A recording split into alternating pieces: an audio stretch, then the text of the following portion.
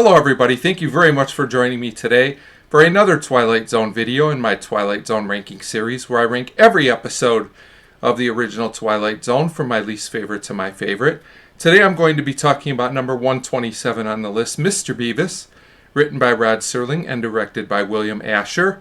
This is a season 1 episode, and as always there will be episode spoilers. So Mr. Bevis, in my opinion, is just kind of another average Twilight Zone episode, watchable, but nothing too exciting. So this one's about a man named Mr. Bevis, and you would say he's a bit eccentric.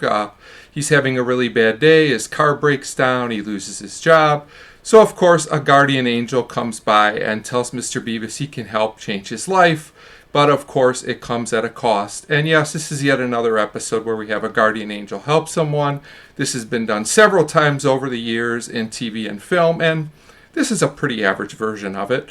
So this whole episode just feels to me kind of like that, just decent. There's nothing great in it, but there's nothing really terrible about it either, in my opinion. Orson Bean is fine in the lead. Henry Jones as the guardian angel is also just kind of fine. He's just kind of there. I was amused by parts of this episode, like I smiled a few times, but it's definitely not laugh out loud funny or anything like that. Bevis is a little slightly annoying. He might be a little bit too much at times, but I do root for him because overall he has good intention. So he's an easy character to at least like, if not maybe love. I think that might be a good way to say it, at least from my point of view. So, you know, the concept of this is okay. Basically, Bevis gets to start his day over, which is kind of cool.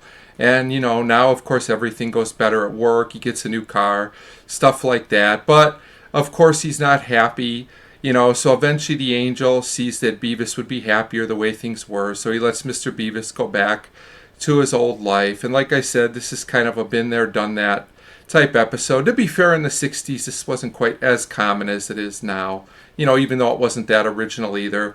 Some of the scenes with Bevis's old car are kind of amusing, but it's just kind of an average, watchable, pleasant episode, but there's nothing overly memorable about it. And then there's a scene toward the end of the episode where the guardian angel messes around with some fire hydrants to get Mr. Bevis out of trouble with his car, to show the guardian angel is still looking out for him. And again, although this wasn't a great scene, it was, you know, slightly amusing, and it was okay. Kind of just the theme of this episode. And that's for me why it comes in at number 127 on the list.